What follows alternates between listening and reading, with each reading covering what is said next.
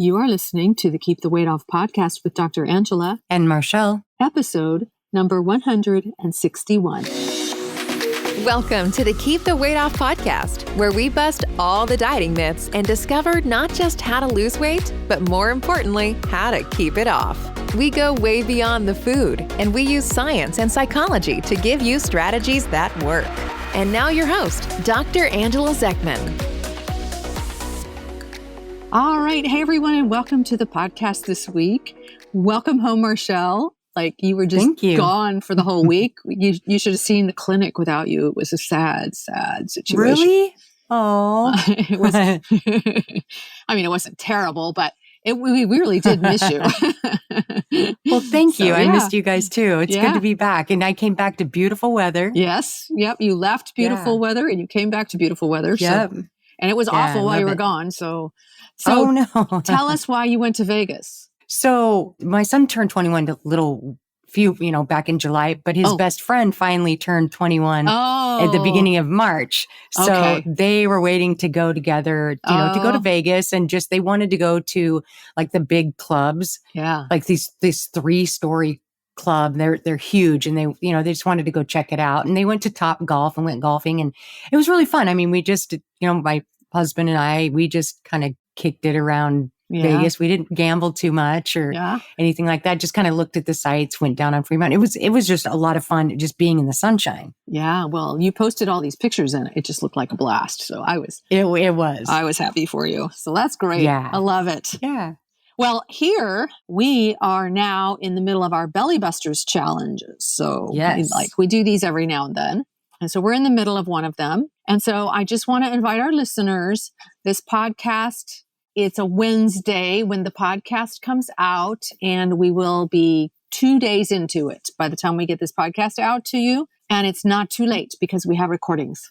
So all of this week, we're doing the Belly Busters Challenge. Just go to journeybeyondweightloss.com/challenge if you want to sign up. You can watch the recordings of what you've missed if you haven't already signed up. And if you do the challenge homework for each day, if you post on all 4 days of the challenge, you're eligible for the grand prize. So each daily challenge is a $25 Amazon gift card, and the grand prize is a $100 Amazon gift card. So that's always so much fun. So we have a blast. And again, we talked a little bit about what we do in the Belly Busters Challenge. We talked about it in our last podcast, but I just reading so much of what people are telling me about how much of a struggle belly fat is. I just want it to end. I just want it to end for people. There's so much pain and suffering, and it's so unnecessary. So join the challenge, and I will show you and teach you what to do to get rid of belly fat. Okay?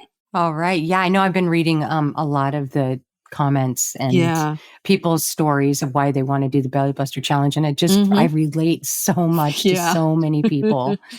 And I just remember feeling that way and just wanting that solution somehow, some way. Yeah. Remember that one time I said, Marchelle, what is it that you want? And you said, I just want to be skinny. I'll never forget that. That's all I've ever wanted. I mean, I'd really understand how everybody feels. So if anybody is listening to this, you are not alone. Yeah, for sure. Well, and that's a great segue into our topic for today, because I wanted to talk about the Oprah special that aired. It actually aired on March 18th. I didn't catch it on March 18th. I watched it on Hulu later. But did you see that? Yeah, I just watched it on Hulu as well. Yeah.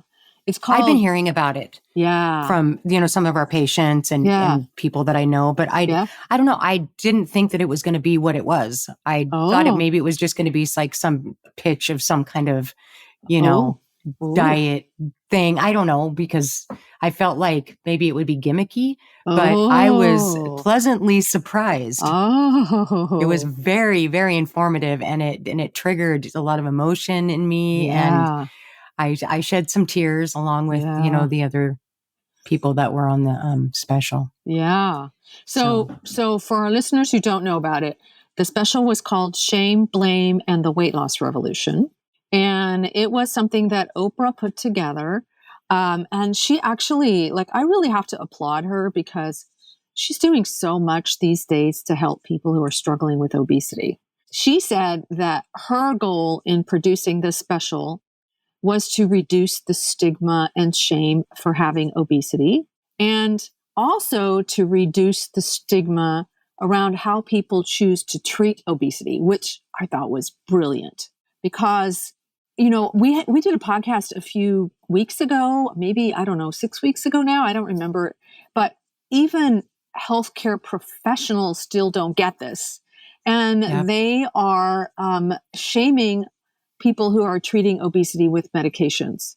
And so I'm just so grateful to Oprah for doing this.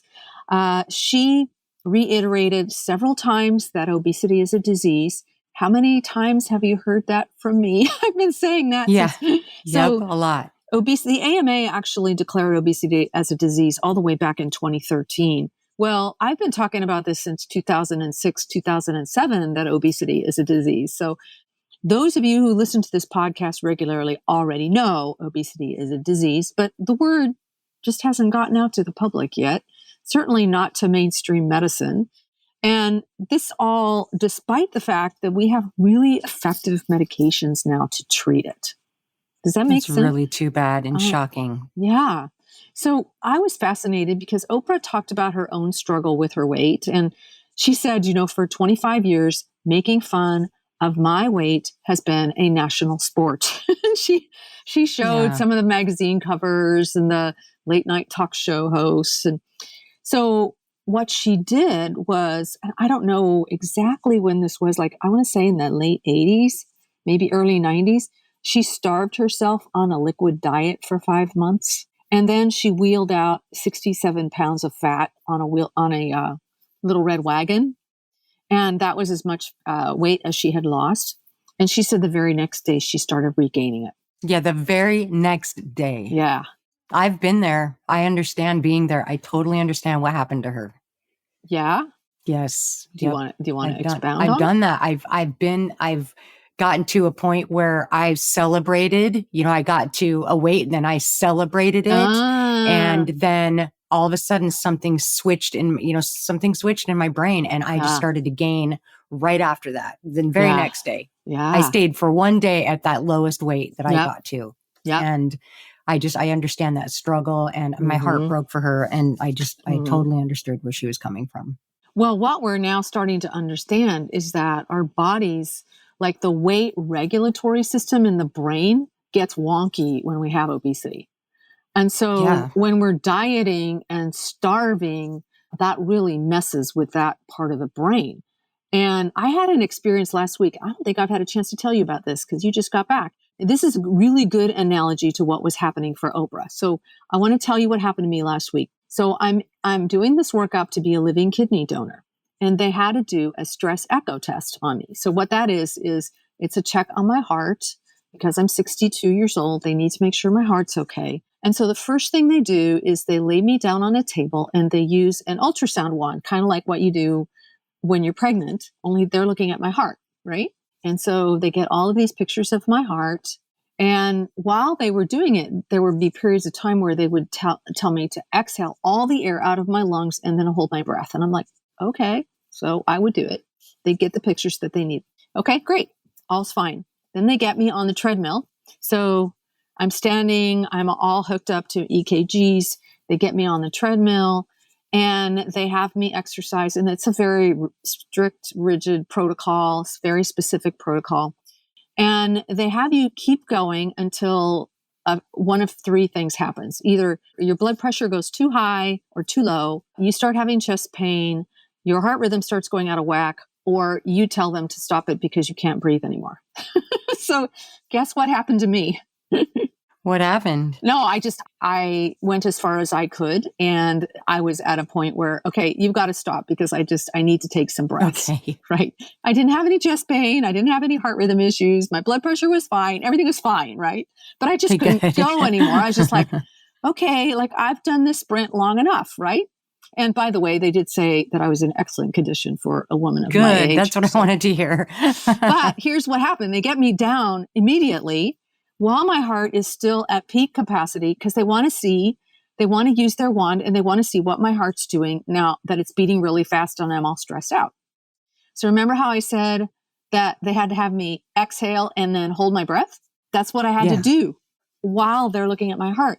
They're like, we know that all you want to do is breathe in, but we need you to breathe out and hold it. And I'm like, you gotta be kidding me. I was doing everything possible to override my natural inclination to take the biggest freaking deep breath I could. And I just couldn't do it. There was no way. I'm laying there. They're like, breathe out and hold it. And I'm just like, no, I just could not. So that reminded me a lot of what happens when we diet and exercise and we're trying to lose weight like this. Like we think that we're going to override our brain. And no, we're not going to override our brain. Our brain wants to survive, right? So I thought that was just so interesting. There was nothing I could do. I'm sorry. I'm so sorry. The poor EKG tech. I'm so sorry. Right? Or the echocardiogram tech. I'm so sorry. I just can't do what you're asking me to do. My brain won't. They're probably used to it. Oh, I'm sure they are. So that's what it was like for Oprah. Like she starved her body for 5 months using willpower, overriding her body's signals for food. It just can't last. It just can't. And as soon as the diet was over, the body says, thank God we can finally eat. And what Oprah actually did with that diet was to train her body and her brain to store more fat so that next time when the famine struck, she wouldn't starve again. Right? Yeah. So we cannot override our body's signals.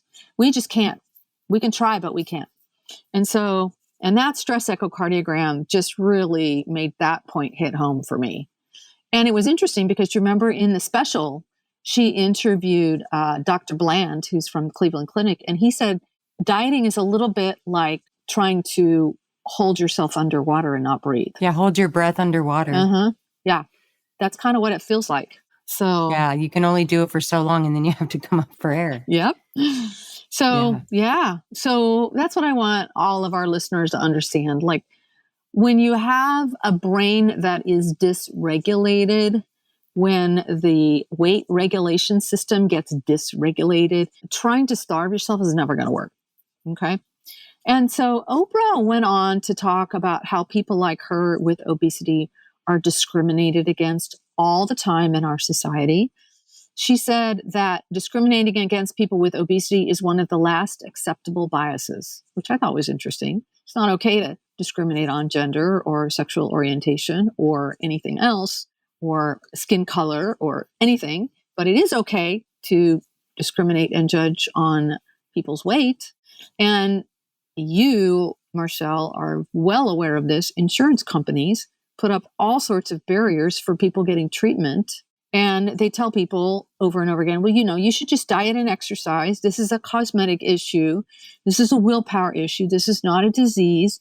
And so the insurance companies are perpetuating this bias. And, trust us, we know full well how hard it is to get people the treatment that they need.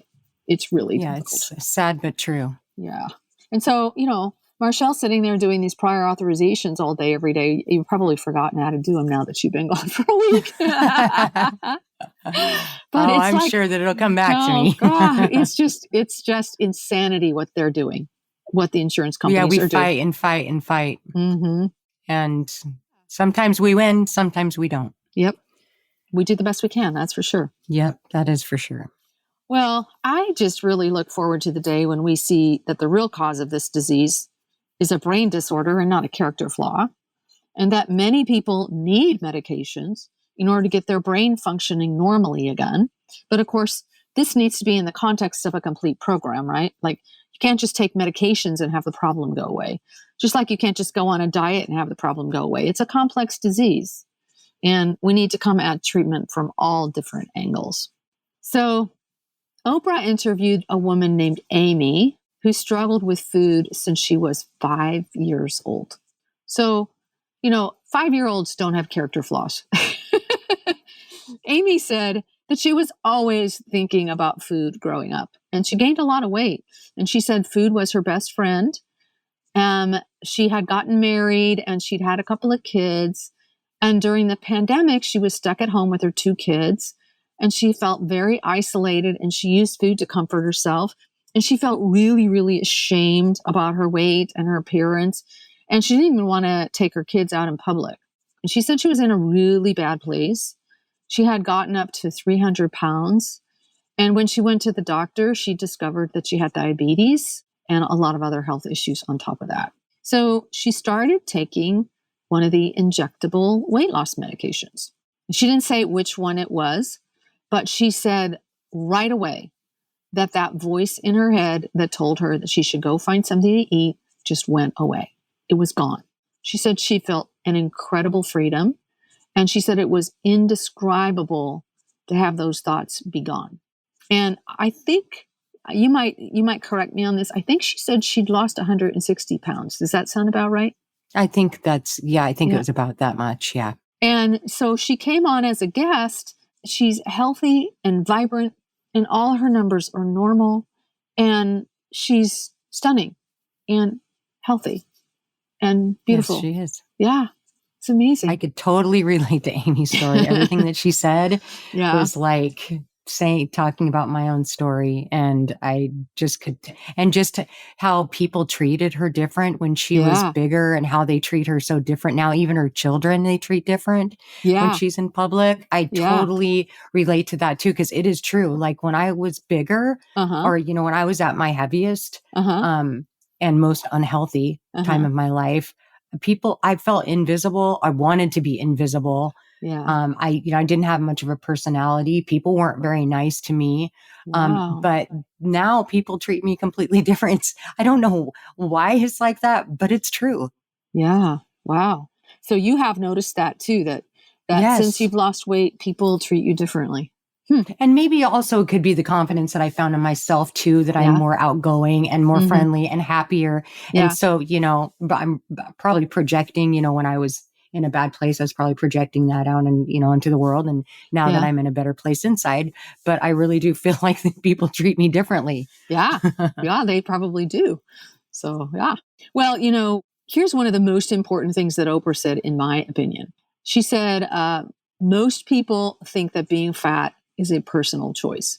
All these years, I thought all the people who never had to diet were just using their willpower, and they were for some reason stronger than me. And now I realize y'all weren't even thinking about the food. It's just not that you had the willpower. You just weren't obsessing about it the way my brain was, basically. It's true. What she said. True. Like, I had no idea.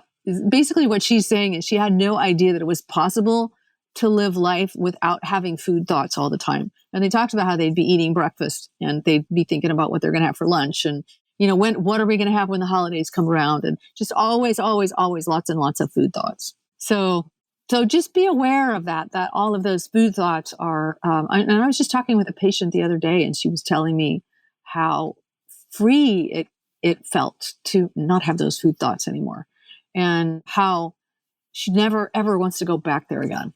To living that life again. So yeah, that was like the best feeling of my life, is to be free of that food talk or constantly obsessing about what I need to have next to fill up this hole inside of me. Yeah. And what next snack, what next meal, what sweet can I have? What's salty? Oh, now that I've had sweet, now that I have to have salty. And, it just, it's a constant battle in your head that you can hardly hear anything else. And once that was gone with the medication, it was like the most freedom I think I've ever felt in my life. Did you have a lot of thoughts about how are you going to burn off what you ate? Because I think a lot of people have those thoughts too. Like, how am I going to compensate for this? No, that wasn't me. I know that there are other people that do that, but I was just curious. I'm not really, so maybe in this way, like I would starve myself all day long, but then be able to eat anything I wanted for dinner because I felt like I had saved all my calories for the day for the evening. And then I would totally go overboard, and just overindulge at dinner time. So if that's what you're talking about, then yes. Yeah. Yeah, that is what I'm talking about. There's just a lot of thoughts about how am I going to balance all of this out, and how am I going to eat what I want? And it's just like this whole dialogue goes on in your brain. So yeah, I still have some problems with the scale. Yeah. I have to admit, like I still feel like if I don't weigh myself every day, then, it can get out of, because I feel it was hard for me to accept where I'm at now. And so I feel like it's not real, I guess. And so, because I was so used to living the life of somebody that's overweight that I feel like I got to keep proving it to myself that it's real, that I really am where I think I am. Because when I look in the mirror, I can still see, that other person that I used to be. And a lot of times I still see that person. Yeah. So I still use the scale, which is something that I'm working on. I mean, I know that, this is a journey for me and, things come up and, I live and learn, but I do suffer from, trying to make sure that I don't get out of control. Yes. Yeah. Okay. Yeah. It is a journey. It's a journey for all of us. So definitely. Yeah. Well, here's something interesting. Everyone knows that Oprah, everybody who knows Oprah knows that she had a stake in Weight Watchers, right? She had, she had a seat on the board, and she also had a whole bunch of shares of Weight Watchers. And she also knew that if she was going to do this special, people were going to question that. So she wanted to make sure that that there was not going to be any bias whatsoever. And so she gave up her seat on the Weight Watchers board, and she donated all of her shares of Weight Watchers stock to the Smithsonian Museum of African American History and Culture. I was like, whoa.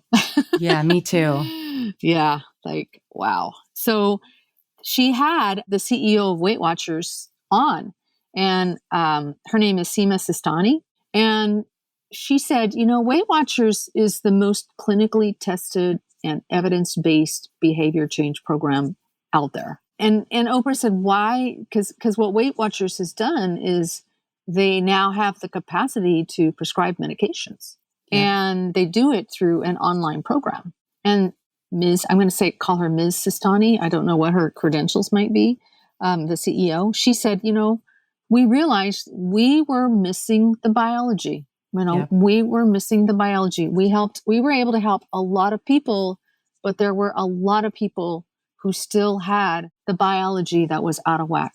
And we needed to include that. And, kudos to them for understanding that this is a disease, right? It's a complex disease. Complex disease. I can't emphasize enough that anyone taking any medications to treat obesity needs guidance on how to use the medications. There are side effects. There are contraindications, meaning reasons that you can't take them. They talked about some of the side effects in this show, but you really need to be under the care of someone who knows what they're doing. And, in some instances, even your general healthcare practitioner doesn't really know enough to be able to treat you with these medications. So I would highly recommend that you find somebody board certified in obesity medicine to help you out if you're interested in the medications. She also interviewed 2 people from the pharmaceutical industry. So they talked about how access to the medications is a huge barrier. Insurance companies don't cover the cost of medications. Supply issues are an issue. They said, there's unprecedented demand. And I'm sure that after this special and probably after this podcast, there's going to be even more demand. And, after listening to this show, there may well be people who would be willing to just go ahead and pay cash for it. Like up to $1,000 a month for these medications. There are people who are willing to do that. Yeah, we have patients that have had to pay full price because their insurance doesn't cover it and they really need the medication. Yeah. So what did I miss, Marchelle? You know what I was going to add? You know what I really liked is when at the end, when the physicians came on, they said, if you're thinking about the medications or taking medications, to ask yourself the 4 questions. Oh, yeah. And what are the benefits of taking medication as opposed to what are the benefits of not taking it? And then what are the what word am I looking for? The risks. Yeah, what are the risks of taking it and not taking it? Yes. And that's how you'll know. That's how I thought that was neat. Yeah, that's how I thought that was neat. Yeah. And I would put, when you're thinking through all of this, one of the risks is going to be a financial risk that you're going to be, if you're going to pay full price for the medications because your insurance doesn't cover it. And of course, there are risks of supply shortages as well. So they did. I forgot to mention they interviewed a family with a young daughter who's now in Oh, high yeah. school. Yeah. I think her name was Maggie, if I remember right. And she had developed obesity as a very young child. And her mother was beside herself trying to know how best to help her daughter. And she made the choice, I believe, to do gastric bypass and then also to use medications. And so they're using one of the injectable medications, but one of the less expensive ones where you have to take the shot every day as opposed to once a week.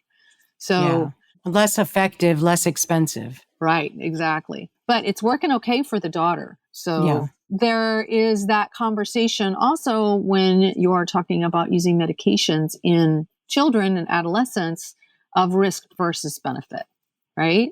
Yeah. So what's the risk of not using the medication? What's the risk of using the medication? What's the benefit of using the medication? What's the benefit of not using the medication?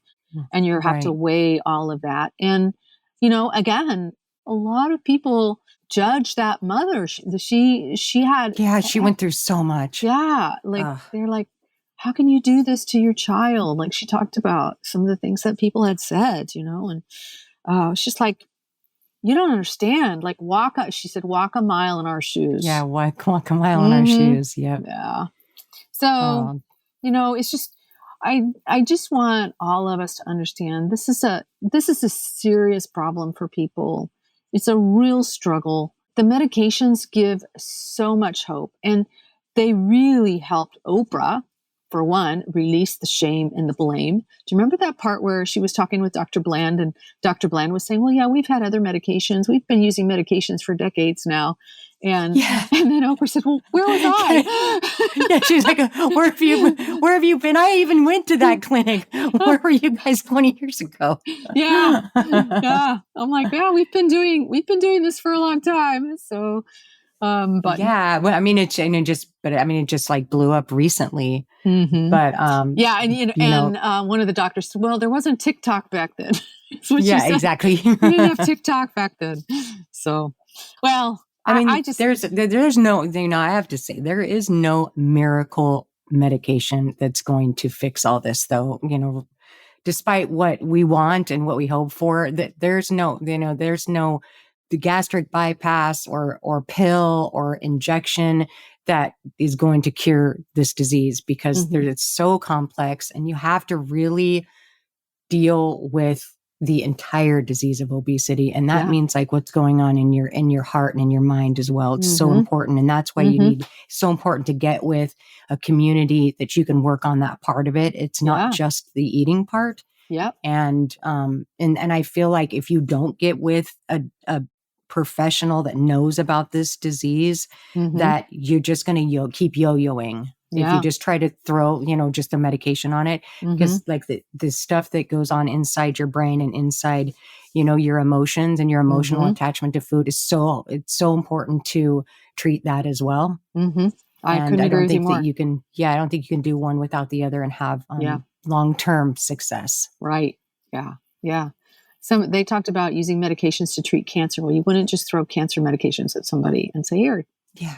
Yeah. Without guidance. Exactly. Yeah. Like that, a lot of other assistance as well. So just recognize this is not a character flaw.